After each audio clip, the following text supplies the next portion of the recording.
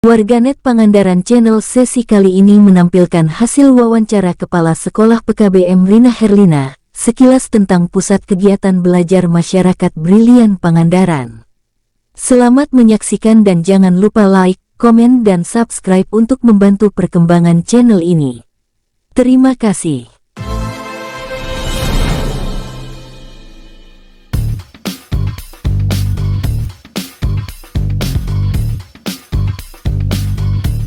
Dan PKBM Brilian.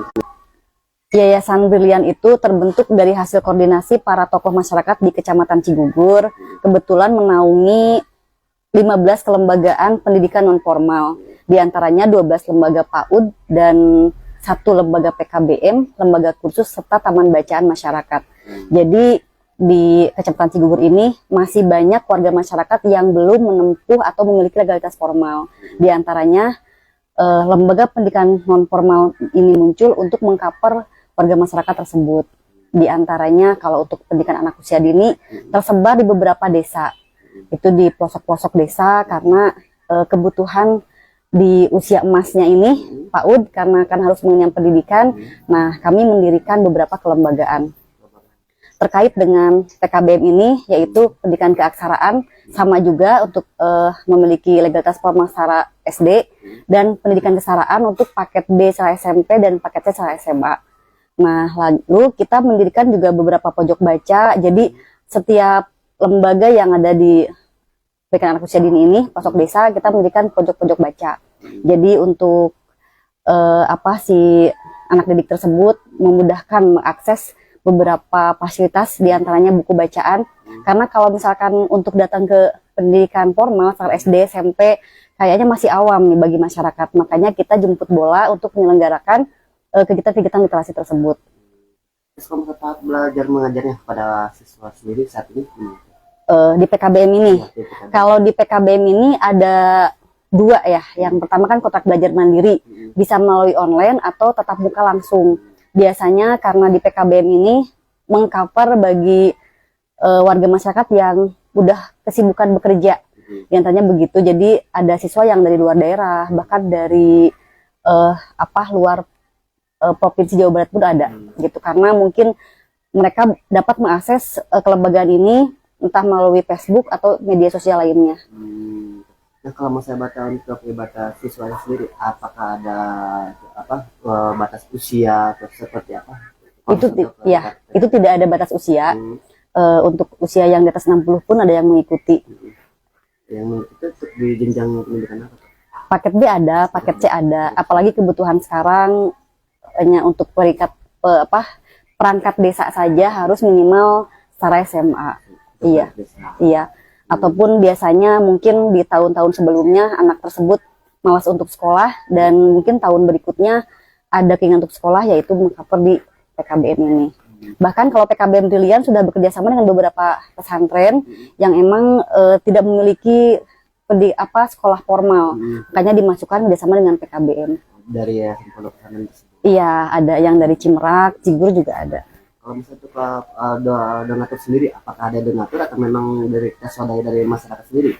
Swadaya masyarakat itu ada, dari donatur ada, cuman donatur tidak tetap. Misalkan tahun ini dia memberikan beberapa sana ke kelembagaan, untuk tahun depan juga tidak, jadi tidak mengikat. Gitu.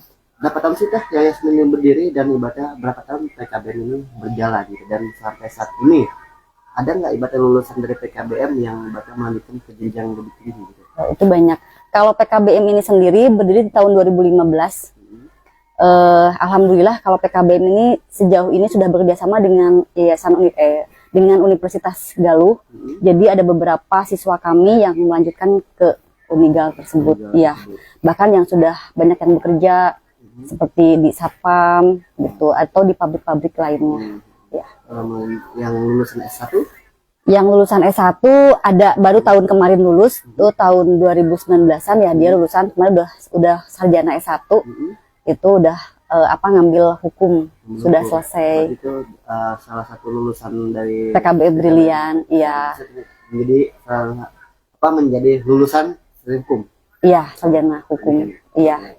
Terus sampai saat ini kan kita mengambil untuk ranah ini ada ke pelosok. Iya. Ya, pelosok daerah. Nah, apakah memang di pelosok daerah banyak siswa ataupun memang banyak warga yang kurang pendidikan atau Ya. seperti apa? Biasanya kita punya targetan ada desa binaan atau desa prioritas. Untuk Kecamatan Cigugur ini di 3 tahun terakhir kita konsentrasi di 3 desa, Kertajaya, Pagerbumi dengan Campaka. Karena untuk di desa beralamat kantornya Brilian ini sudah rata-rata mengenyam pendidikan minimal SMP SMA. Jadi kita cari target sasaran di mana banyak warga belajar atau masyarakat yang memang belum menempuh. Biasanya kalau di pelosok-pelosok daerah, kebetulan di daerah tersebut tidak ada SMA, itu kita sasarnya ke sana.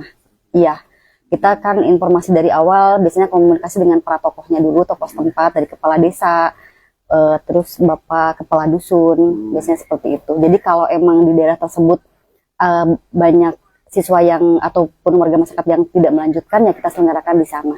Jadi kalau kita namakan tuh PKBM satelit, di mana ada siswa, di situ kita selenggarakan gitu. Ya. Kalau memang ada siswa baru ada terselenggara. Iya, betul. Nah, kalau misalnya dari 2015 yang dari selama berdiri hingga saat ini, berarti 2024 ya? Iya. Kalau misalnya untuk siswa sendiri sudah berapa?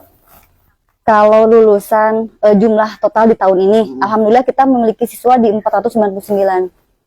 Tahun ajaran 2003, 2024, 2025. 2004, 2025. Iya. Itu Tahun ini 499. 499. Iya, dari berbagai usia. Dari berbagai usia. Nah, Iya. kalau misalnya kebanyakan di daerah mana teh? Kita tersebar di beberapa desa dan kecamatan. Itu Kecamatan paling terbanyak. Cigugur, Langkap Lancar, itu iya. Parigi juga ada, Sidamuli juga ada, dari daerah Kalijati ada, itu Cimerak juga ada. Itu mengenjang pendidikan apa teh? Apa bisa di paket A, B, atau C? Paket B dan paket C. Kebetulan kita nggak memiliki siswa paket A. Oh, Iya, berarti paket B dan C. iya paket B dan C. Nah, kalau kita kan berarti selain dibaca paket A dan C, A, B, dan C. Dan kita kan fokus di usia dini. Nah, Iya. nah usia dini ini, yayasan ini sebenarnya pendidikannya seperti apa yang kita lakukan pada mahasiswa ya, siswa dini. Jadi pembelajaran seperti apa? Kalau di PAUD ini kan sudah ada kurikulum dari Kemendikbud ataupun kurikulum yang dibuat oleh sekolah sendiri gitu. Jadi kita untuk sistem ataupun kurikulum KBM di sekolah tersebut itu mengikuti dari Kemendikbud. Iya. Kalau di PKBM sendiri kita kenal kan ada banyak kegiatan vokasi. Karena kan kalau di PKBM 40%-nya teori, 60%-nya praktek. Jadi kita isi dengan kegiatan-kegiatan keterampilan yang emang disesuaikan dengan potensi yang ada di lembaga serta emang minat dari warga belajar tersebut. Nah, kalau misalnya saat ini kan betul ada kurikulum merdeka. Iya. Apakah dari PKBM sendiri melaksanakan kurikulum tersebut? Iya, melaksanakan kurikulum merdeka. Iya. Terus kalau misalnya ajakan sendiri teh, ajakan pada masyarakat dan mungkin pada pesan sendiri kepada para siswanya seperti apa gitu? Kalau kita kan ada lifelong education ya, belajar sepanjang hayat, jadi tidak ada kata terlambat untuk mengenyam pendidikan dan sekolah. Makanya kalau tidak dimulai hari ini, mau kapan lagi? Kalau dengan kerjasama dengan dinas sendiri teh? Kalau kerjasama dengan dinas, kita tuh mungkin dari kita kerjasama ada dari APBN, karena kan dari untuk usia 7 sampai 24 tahun itu tidak dipungut biaya, itu gratis.